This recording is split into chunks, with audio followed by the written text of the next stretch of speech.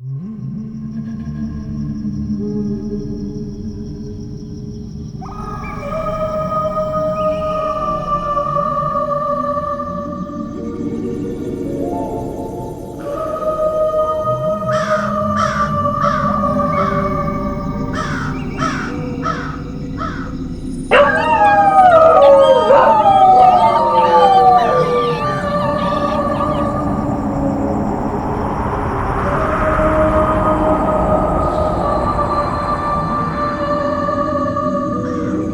വരുന്ന ശബ്ദം കേട്ടുടനെ കരഞ്ഞുകൊണ്ടിരുന്ന കാക്കകളെല്ലാം പറന്നുപോയി.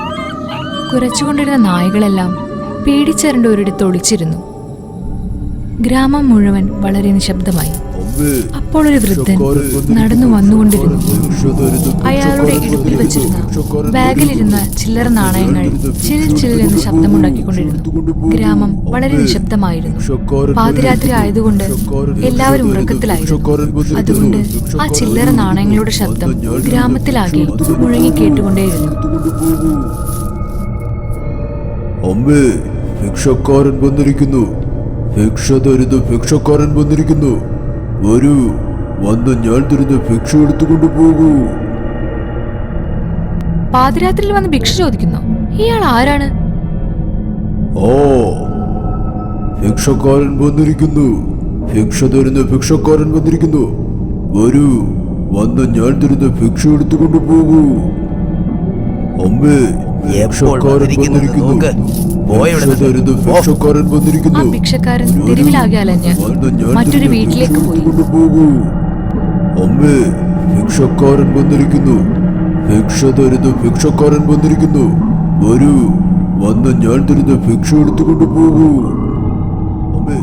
ആ വീട്ടുടമസ്ഥൻ വളരെ ദേഷ്യത്തോടെ എഴുന്നേറ്റ് വന്നു. ഭിക്ഷ തരുന്നു. പാതിരാത്രിയിൽ എന്താണോ ഇത്? ഇതാ പഴഞ്ചോറുണ്ട്, കൊണ്ടുപോ. അവിടെ നിന്ന് ദേഷ്യത്തോടെ അയാൾ അകത്തേക്ക് പോയി. ഭിക്ഷക്കാരൻ അയാളുടെ പാത്രത്തിലെ വെള്ള ഭക്ഷണം നോക്കിക്കൊണ്ടേയിരുന്നു. നിന്നോട് ആരോടാ ഭക്ഷണം ചോദിച്ചത്? ഞാൻ ഭിക്ഷ തരാമെന്ന് പറഞ്ഞപ്പോൾ ഗുരുവീര, ക്രൂരം, കൃതം, വികൃതം, വിനാശനം. അങ്ങനെ മന്ത്രം ചൊല്ലിയതും വെള്ള നിറത്തിലുണ്ടായിരുന്ന ഭക്ഷണം ചുവപ്പായി മാറി. അങ്ങനെ മാറിയ ആ ഭക്ഷണം ഒരു പിടിയെടുത്ത് ആ വീട്ടിലേക്ക് എറിഞ്ഞുടങ്ങി. ഓരോ ഉരുളയും തീയായി മാറി ആ വീട്ടിൽ പതിച്ചു. അത് കണ്ട് ആ ഭിക്ഷക്കാരൻ ചിരിച്ച് ഇരുട്ടിലേക്ക് നടന്നുപോയി. നല്ല ഉറക്കത്തിലായതിനാൽ ആരും ഇത് കേട്ടില്ല. അവൻ ഭിക്ഷ തരുമെന്ന് ഭിക്ഷ വാങ്ങിക്കോളൂ എന്ന് പറഞ്ഞുകൊണ്ടേയിരുന്നു. തലേ ദിവസം രാത്രി ഭിക്ഷ കൊടുത്തവന്റെ വീടിന് മുന്നിൽ പാത്രത്തിൽ ഭക്ഷണം ചുവപ്പായി മാറിയത് കണ്ട് അവൻ പേടിച്ച് ഗ്രാമത്തലവന്റെ അടുത്തേക്ക് പോയി. അദ്ദേഹത്തോട് നടന്ന കാര്യങ്ങളെല്ലാം പറഞ്ഞു. ഒരുപാട് പേര് പറഞ്ഞു ഇന്നലെ ഭിക്ഷക്കാരൻ വന്ന് ശബ്ദമുണ്ടാക്കി ജൽ ജല്ലെന്ന് അലഞ്ഞുകൊണ്ടിരുന്നെന്ന്. താൻ പേടിക്കണ്ട. ആ ചോര ഭക്ഷണം ഒരു കുഴിയുണ്ടാക്കി മൂട്. അയാളൊരു ഭ്രാന്തനായിരിക്കും. പിന്നെന്തിനാ പാതിരാത്രിയിൽ വരുന്നത്? ശരി സ്വാമി. അങ്ങനെ പറഞ്ഞ് അവിടെ നിന്ന് പോയി. വീണ്ടും പാതിരാത്രി ആയ ഉടനെ ആ ഭിക്ഷക്കാരൻ ഗ്രാമത്തിലേക്ക് വന്നു. ഇത്തവണയും അവൻ ആരോ ഭിക്ഷ കൊടുത്തു. ആ ഭക്ഷണം കൊടുത്തപ്പോൾ വെള്ളയായിരുന്ന ആ ഭക്ഷണം ചുവപ്പായി മാറി. അതിനുശേഷം തീയായി മാറി ആ വീടിന് മുമ്പിൽ ഉപേക്ഷിച്ചു.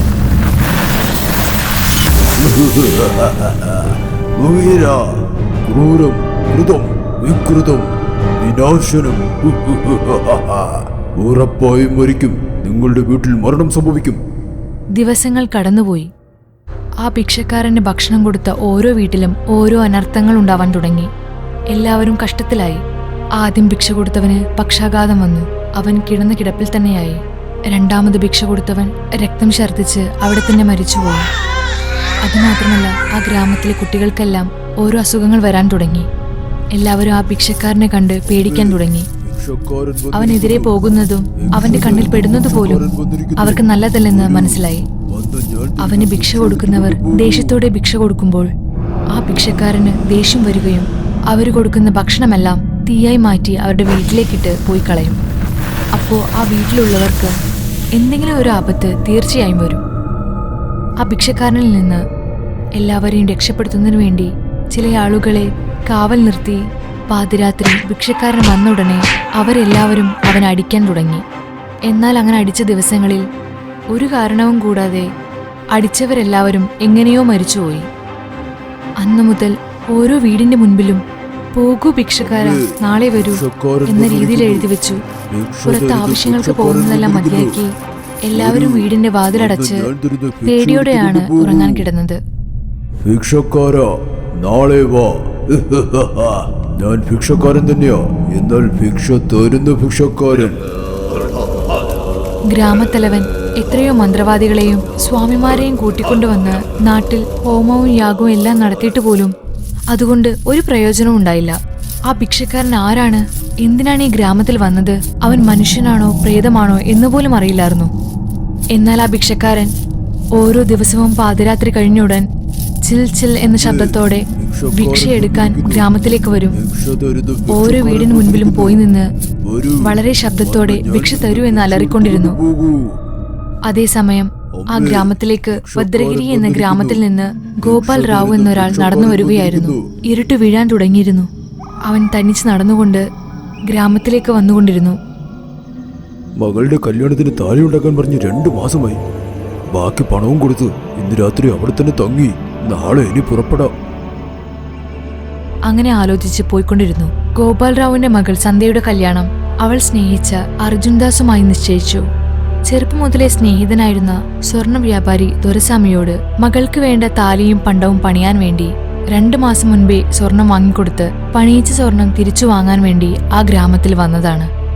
എന്നാൽ ഈ നാട്ടിൽ ആ ഭിക്ഷക്കാരന്റെ ശല്യമുള്ളതറിയാതെ തനിച്ച്, അതും പാതിരാത്രിയിൽ അയാൾ ഒറ്റയ്ക്ക് നടന്നു വരികയായിരുന്നു. ആ തെരുവിലൂടെ സഞ്ചരിച്ചു കൊണ്ടിരുന്നപ്പോൾ ഓരോ വീട്ടിലും എഴുതി വെച്ചിരുന്നു, പോ ഭിക്ഷക്കാരാ, നാളെ വരൂ. അതും വായിച്ച് അയാൾ നടന്നുകൊണ്ടേയിരുന്നു. നിശബ്ദമായിരുന്ന ആ ഗ്രാമത്തിനുള്ളിൽ എവിടെ നിന്നോ ആ ചില്ലറക്കാശിന്റെ ചിൽ ചിൽ എന്ന ശബ്ദം അവന്റെ കാതിൽ കേട്ടുകൊണ്ടേയിരുന്നു. ഇരുട്ടിൽ പുകമറയ്ക്കുള്ളിൽ നിന്ന് പുറത്തു വന്ന ആ ഭിക്ഷക്കാരനെ കണ്ട ഉടനെ അയാൾ ഭയന്ന് അവിടെ തന്നെ വീണുപോയി. നേരത്തെ ഫിക്സ് ഉണ്ടായിരുന്നുകൊണ്ട് വായിൽ നിന്ന് നുരയും പതയും വന്ന് അവൻ വിറയ്ക്കാൻ തുടങ്ങി. സംസാരിക്കാൻ കഴിഞ്ഞില്ലെങ്കിലും അവൻ വളരെ കഷ്ടപ്പെട്ട്, എനിക്ക് ചുഴലി വന്നു, എന്തെങ്കിലും ഒരു ലോകം കൊണ്ടുവന്ന് എന്റെ കയ്യിൽ വെക്കൂ, വേഗം. വെക്കാം. നിനക്ക് കല്യാണം കഴിക്കാത്ത മകളുണ്ടോ? ഉണ്ട്, സന്ധ്യ. അവക്ക് 10 ദിവസത്തിനുള്ളിൽ കല്യാണമാണ്. കിട്ടി. ഭിക്ഷക്കാരനോട് ഭിക്ഷ ചോദിക്കുന്നവനെ കിട്ടി. അങ്ങനെ അവന്റെ ബാഗിലുണ്ടായിരുന്ന നാണയങ്ങളിൽ നിന്ന് ഒരു നാണയമെടുത്ത് ഗോപാൽ റാവു കയ്യിൽ വെച്ചു. ഗോപാൽ റാവു അത് മുറുക്കി പിടിച്ച് കൈ നന്നായി മൂടിയിട്ട് ഭയങ്കരമായി വിറച്ചുകൊണ്ടിരുന്നു. കുറച്ചു നേരത്തിന് ശേഷം വേദന ശമിച്ചു. എന്നെ വീട്ടിലേക്ക് കൊണ്ടുപോ, എന്റെ ഗ്രാമം പൊൻപേഗിരി. അങ്ങനെ പറഞ്ഞ് മരിച്ചുപോയി. അവന് ഫിക്സ് ആയിരുന്നതുകൊണ്ട് കൈകാലുകളും ശരീരവുമാകെ മടങ്ങിപ്പോയി. നാവ് കടിച്ചതുകൊണ്ട് വായിൽ നിന്ന് രക്തം വന്നുകൊണ്ടേയിരുന്നു. അന്നു രാത്രി തന്നെ ഗോപാൽ റാവുവിന്റെ ശവത്തെ ഒരു ഉന്തുവണ്ടിയിലിട്ട് ഭദ്രഗിരിയിലേക്ക് കൊണ്ടുപോയി. അടുത്ത ദിവസം രാവിലെ ഗോപാൽ റാവുവിന്റെ വീട്ടിലേക്ക് പോയി അവൻ നടന്ന കാര്യം എല്ലാം പറഞ്ഞു. കൂടെ നിന്ന് ചെയ്യേണ്ടതെല്ലാം ചെയ്ത് വീണ്ടും അവൻ വീട്ടിലേക്ക് വന്ന്, ഇനി ഈ വീടിന്റെ മരുമകൻ ഞാനാ. ഗോപാൽ എന്നോട് കടപ്പെട്ടിരിക്കുന്നു. അവൻ കാരണമാണ് ഞാൻ ഇങ്ങനെ അലയുന്നത്. ഹേയ് പെണ്ണെ, പെട്ടെന്ന് തന്നെ നമ്മുടെ കല്യാണം കാണും. കുരുവീര, ക്രൂരം, കൃതം, വികൃതം, വിനാശനം. മന്ത്രം ചൊല്ലിയ ഉടനെ എന്തോ മയക്കത്തിലേക്ക് പോയി സന്ധ്യ ആ ഭിക്ഷക്കാരനെ കല്യാണം കഴിക്കാൻ സമ്മതിച്ചു. ഗോപാൽ റാവുവിന്റെ ഭാര്യ സുഭദ്രയും സമ്മതിച്ചു. വീട്ടിലെ കാർന്നവർ മരിച്ചുപോയി. 11 ദിവസം ആവാതെ ഒന്നും ചെയ്യാൻ കഴിയില്ല. 12ാം ദിവസം നിങ്ങളുടെ കല്യാണം നടത്തിത്തരാം. അത് കേട്ട ഉടനെ സമ്മതിച്ച് ഭിക്ഷക്കാരൻ അവിടെ നിന്നു പോയി. അടുത്ത ഗ്രാമത്തിലുണ്ടായിരുന്ന അർജുൻദാസ് അവന്റെ മാമൻ മരിച്ച വിവരമറിഞ്ഞ് വീട്ടിലേക്ക് വന്നപ്പോൾ സന്ധ്യ അവനെ കണ്ട ഭാവം നടിച്ചില്ല. സുഭദ്ര പോലും അവനെ കാണാത്തതുപോലെയാണ് അവിടെ ഇരുന്നത്. ഒന്നും മനസ്സിലാവാതെ അവൻ പുറത്തു പോയിരുന്നപ്പോൾ സന്ധ്യ ഉടനെ ഏതൊരു വയസ്സിനെ കല്യാണം കഴിക്കുന്ന കാര്യം അവന്റെ കാതിൽ കേട്ടു. ജീവന തുല്യം എന്നെ സ്നേഹിച്ച് ഈ വൃത്തികെട്ടവനെ എങ്ങനെ ഇവൾ കല്യാണം കഴിക്കുന്നു? അവളുടെ അമ്മ നിർബന്ധിച്ച് അവളെ കല്യാണം കഴിപ്പിക്കുന്നതാണോ? ആ, എങ്ങനെയോ സന്ധ്യ ആഴ്ചതോറും ഉറപ്പായും ക്ഷേത്രത്തിൽ വരും. അവിടെ വെച്ച് ചോദിക്കാം. ക്ഷേത്രത്തിലേക്ക് പോയിക്കൊണ്ടിരുന്ന സന്ധ്യയോട് എന്തോ പറയാൻ വേണ്ടി അവളുടെ അച്ഛന്റെ ആത്മാവ് വന്നെങ്കിലും സന്ധ്യ അത് കേട്ടതുമില്ല, മനസ്സിലാക്കിയതുമില്ല. പറയുന്നത് നിനക്ക് അടുത്ത ദിവസം രാവിലെ പുറപ്പെടുന്നതിന് മുൻപ് സന്ധ്യയോട് ക്ഷേത്രത്തിൽ നിന്ന് ചോദിച്ചു. എന്നാൽ സന്ധ്യയുടെ ഭാവമെല്ലാം വളരെ വ്യത്യാസമായിരുന്നു. അവൻ ആരാണെന്ന് പോലും അറിയാത്തതുപോലെ അവൾ തിരിഞ്ഞു നോക്കാതെ നടന്നുപോയി. അവളുടെ അമ്മയോട് ചോദിക്കാമെന്ന് വിചാരിച്ചു പോയപ്പോൾ, മോനെ നീ ആരാ? എന്തിനാ നീ എന്നെ മകളുടെ പുറകെ നടക്കുന്നത്? ഞാൻ പറയുന്നത് മിണ്ടാതെ നീ ഇവിടുന്ന് പൊക്കോ, ഞാൻ പറയുന്നത് ഇല്ലെങ്കിൽ ഞാൻ നിനക്ക് ഗ്രാമത്തലവനോട് പോയി പറയും. മോളെ സത്യ, ഞാൻ പറയുന്നത് നിനക്ക് കേൾക്കാമോ? അവൻ പറയുന്നത് കേട്ട് ഒന്നും ചെയ്യരുത്, ദയവ് ചെയ്ത് എന്നെ ഒന്ന് നോക്കൂ എന്ന് ഗോപാൽറാവു എത്ര അലറിയിട്ടും പാവം സന്ധ്യയ്ക്കും അമ്മയ്ക്കും അത് കേൾക്കാൻ കഴിഞ്ഞില്ല. അപ്പോൾ അങ്ങോട്ടേക്ക് വന്ന ആ ഭിക്ഷക്കാരൻ, എന്താടോ അമ്മാവാ, താൻ ആത്മാവാണെന്ന് മറന്നുപോയോ? എനിക്കല്ലാതെ ആർക്കും കാണാൻ പറ്റില്ല തന്നെ. ദയവ് ചെയ്ത് എന്റെ മോളെ വിട്ടേക്കൂ. അത് ഭിക്ഷ ചോദിക്കുന്നതിന് മുൻപേ ചിന്തിക്കണമായിരുന്നു. അങ്ങനെ പറഞ്ഞ് അവിടെ നിന്ന് പോയി. ഇത്തവണയും അർജുന് ഒന്നും മനസ്സിലായില്ല. ഓരോ ദിവസവും രാവിലെ ക്ഷേത്രത്തിൽ പോയി സന്ധ്യയെ നമുക്ക് സംസാരിക്കാമെന്ന് പറഞ്ഞു വിളിച്ചാലും സന്ധ്യ എപ്പോഴത്തെയും പോലെ തിരിഞ്ഞു നോക്കാതെ പോയി. ദിവസങ്ങൾ അങ്ങനെ പോയിക്കൊണ്ടേയിരുന്നു. 2 ദിവസത്തിനുള്ളിൽ ഗോപാൽറാവുവിന്റെ അടിയന്തരമാണ്. അതിനുശേഷം ആ വയസ്സിനോടൊപ്പം അവൾക്ക് കല്യാണം. വിഷമിച്ചിരുന്ന അർജുൻദാസിന്റെ അടുത്ത് അവന്റെ കൂട്ടുകാരൻ സുമൻ വന്നപ്പോൾ അവൻ നടന്ന കാര്യമെല്ലാം സുമനോട് പറഞ്ഞു. നീ പറയുന്നത് കേൾക്കാൻ വിചിത്രമായിട്ടുണ്ട്. ഇതിനൊരു അവസാനമുണ്ട്. അതിന് മന്ത്രവാദിനി മുത്തശ്ശിയുടെ അടുത്തേക്ക് പോകണം. വാ, ഞങ്ങളുടെ ഗ്രാമത്തിൽ പോകാം.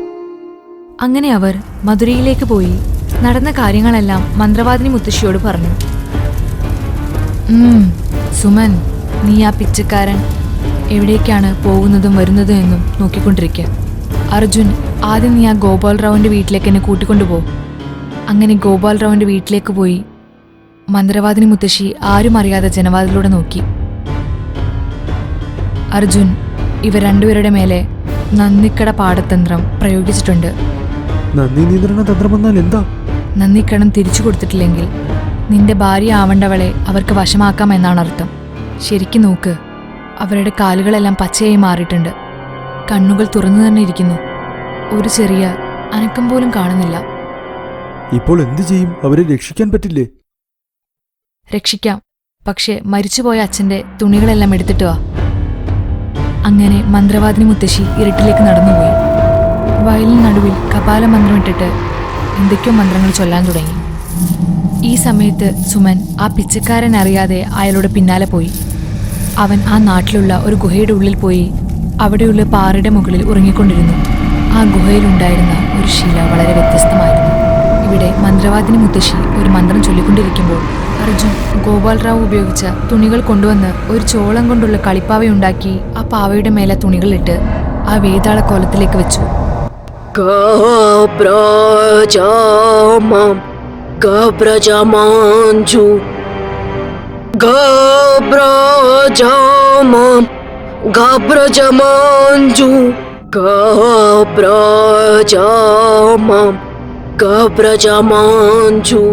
അപ്പോൾ ഗോപാൽറാവുവിന്റെ ആത്മാവ് അവിടെ വന്നു. അയാൾ ജീവനോടുള്ളപ്പോൾ സ്ത്രീകളോടുള്ള ആഗ്രഹം കൊണ്ട് എല്ലാവർക്കും അയാളൊരു ശല്യമായിരുന്നു. അയാളെ കാണാൻ വിചിത്രമായിരുന്നതുകൊണ്ട് അയാളെ ആരും വിവാഹം കഴിച്ചില്ല.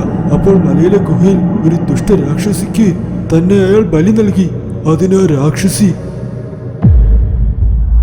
എടാ പിച്ചക്കാരാ, ഇതാ 12 നാണയം, ഇതാ ഞാൻ നിനക്ക് തരുന്നു. നിനക്കൊന്നല്ല 12 കല്യാണം വരെ കഴിക്കാം. ഭിക്ഷക്കാര് പാതിരാത്രിയിൽ ഭിക്ഷയെടുക്കാൻ പാടില്ല. പക്ഷേ നിനക്ക് പാതിരാത്രിയിലെ ഭിക്ഷയെടുക്കാൻ കഴിയൂ. നീ മരിച്ചുപോയി, പക്ഷേ എല്ലാവർക്കും നിന്നെ കാണാൻ കഴിയും. മരിച്ചുപോയവരെ നിനക്കും കാണാൻ കഴിയും. ആര് നിന്റെ കയ്യിൽ നിന്ന് ഈ നാണയം ഭിക്ഷയായി വാങ്ങിച്ചാലും അവർ നിനക്ക് നന്ദിക്കടക്കാരനായി മാറും. അവരുടെ ഭാര്യയും മക്കളും എല്ലാവരും നിന്റെ വശത്തായി മാറും. നീ കല്യാണം കഴിച്ചാൽ ഉടനെ നിനക്ക് സാധാരണ മനുഷ്യനായി ജീവിക്കാം. അതിനുള്ളിൽ ആ നന്ദിക്കടം തീർന്നുപോയാൽ നീ ചാമ്പലായി പോകും. ഓർത്തുകൊള്ളൂ. ജീവൻ പോകുമ്പോൾ അയാളിൽ നിന്നും നാണയം വാങ്ങി ഞാൻ തിരിച്ചു കൊടുത്തില്ല. നിങ്ങളത് തിരികെ നൽകി എന്റെ കുടുംബത്തെ ദയവ് ചെയ്ത് രക്ഷിക്കൂ. അങ്ങനെ പറഞ്ഞ് മറഞ്ഞുപോയി. മന്ത്രവാദി മുത്തശ്ശി അർജുൻദാസിനെയും കൂട്ടി ആ ഗ്രാമത്തിലെ ശ്മശാനത്തിലേക്ക് പോയി. ഇരുട്ടായ ഉടനെ ആ ഗുഹയിൽ ഉറക്കത്തിലായിരുന്ന ഭിക്ഷക്കാരൻ എഴുന്നേറ്റ് ഗ്രാമത്തിലേക്ക് നടന്നു വരാൻ തുടങ്ങി. ഓരോ വീടിന് മുന്നിലും പോയി, അമ്മേ, ഭിക്ഷക്കാരൻ വന്നിരിക്കുന്നു. ഭിക്ഷ തരുന്ന ഭിക്ഷക്കാരൻ വന്നിരിക്കുന്നു. വരൂ, വന്ന് ഞാൻ തരുന്ന ഭിക്ഷ എടുത്തുകൊണ്ട് പോകൂ. ആ ശ്മശാനത്തിൽ മറവ് ചെയ്തിരുന്ന ഗോപാൽ റാവുവിന്റെ മൃതദേഹം പുറത്തെടുത്തപ്പോൾ അയാളുടെ കൈകൾ ഇറുകി പിടിച്ച നിലയിലായിരുന്നു. ആ കൈ തുറന്നു നോക്കിയപ്പോൾ അതിലൊരു നാണയമുണ്ടായിരുന്നു. അത് അവരെടുത്തിട്ട്, ഇനിയൊരു 3 മണിക്കൂറിനുള്ളിൽ നേരം വെളുക്കും. ഭിക്ഷക്കാരൻ ഭിക്ഷയെടുക്കുന്ന നേരവും തീരാൻ പോകുന്നു. ഞാൻ നിന്റെ പിന്നിൽ വരാം. നീ ആ ഗ്രാമത്തിൽ പോയി അവസാനത്തെ വീട്ടിൽ ചെന്ന് ഞാൻ പറയുന്ന പോലെ ചെയ്യ. അങ്ങനെ പറഞ്ഞ് ആ നാണയം കൊടുത്തു. അർജുൻ ദാസ് ഒട്ടും താമസിയാതെ ഒരു സൈക്കിൾ എടുത്തിട്ട് ആ ഗ്രാമത്തിന്റെ പിൻവഴിയിലൂടെ പോയി ഗ്രാമത്തിലിരിക്കുന്ന അവസാന വീട്ടിൽ ആരും അറിയാതെ അവൻ അകത്തേക്ക് കയറി. കള്ളൻ, കള്ളൻ! പേടിക്കണ്ട, ഞാൻ കള്ളനല്ല. നോക്കൂ, ആ ഭിക്ഷക്കാരൻ വന്നുകൊണ്ടിരിക്കുന്നു. അയാളെ നമുക്ക് നശിപ്പിക്കണമെങ്കിൽ ഞാൻ പറയുന്നത് പോലെ ചെയ്യൂ. അർജുൻ അവരോട് ആ മുത്തശ്ശി പറഞ്ഞ എല്ലാ കാര്യങ്ങളും പറഞ്ഞു. എന്തിനാണെന്നൊന്നും ചോദിക്കണ്ട. ഭിക്ഷക്കാരൻ വന്ന് ഭിക്ഷ ചോദിക്കുമ്പോൾ ഈ നാണയം നിങ്ങൾ കൊടുത്തേക്കൂ. ആ പിച്ചക്കാരനും അവിടെ വന്നു. അമ്മേ, ഭിക്ഷക്കാരൻ വന്നിരിക്കുന്നു. ഭിക്ഷ തരുന്ന ഭിക്ഷക്കാരൻ വന്നിരിക്കുന്നു. വരൂ, വന്ന് ഞാൻ തരുന്ന ഭിക്ഷ എടുത്തുകൊണ്ട് പോകൂ. അങ്ങനെ പറഞ്ഞതും ആ വീട്ടിലുണ്ടായിരുന്ന മുത്തശ്ശി ധൈര്യമായി വന്ന് അവന്റെ കയ്യില് ആ നാണയം എടുത്തു കൊടുത്തു. ഉടനെ ഗോപാൽ റാവുവിന്റെ ആത്മാവ് അവിടെ വന്നു. എന്റെ നന്ദി തീർന്നു, എന്റെ നന്ദി തീർന്നു. ഇങ്ങനെ ആത്മാവ് ചെവിയിൽ പറഞ്ഞു. ആ നാണയം അവന്റെ കയ്യിൽ തിരിച്ചു ചെന്നാൽ അവൻ ഭസ്മമായി മാറും. സൂക്ഷിക്കണം. ആ സമയം മുത്തശ്ശിയും അവിടെ വന്നു. മുത്തശ്ശി, ഞാൻ തന്നെ അയാൾക്ക് ഈ ഭിക്ഷ നൽകുമായിരുന്നല്ലോ. ഈ മുത്തശ്ശി എന്തിനാ ശല്യം ചെയ്തത്? അപ്പോൾ എനിക്ക് നിന്നോട് പറയാൻ കഴിഞ്ഞില്ല. ആ 12 നാണയത്തിന്റെ രഹസ്യം അറിയാതിരിക്കുന്നവർക്കാണ് ആ നാണയം കൈമാറേണ്ടത്. അതുകൊണ്ടാണ് അവസാന വീട്ടിലേക്ക് പോവാൻ പറഞ്ഞത്. അവിടെ സുഭദ്രയുടെയും സന്ധ്യയുടെയും കാലുകൾ പച്ചയായിരുന്നത് സാധാരണ പോലെയായി. അവർക്കുണ്ടായിരുന്ന മതിഭ്രമവും മാറി. അർജുൻദാസിനെ കല്യാണം കഴിച്ച് സന്ധ്യ സുഖമായി ജീവിച്ചു. ആ ഭിക്ഷക്കാരന്റെ ശല്യവും ഇല്ലാത്തത് കാരണം ആ ഗ്രാമത്തിലെ എല്ലാവരും സമാധാനത്തോടെ ഉറങ്ങി.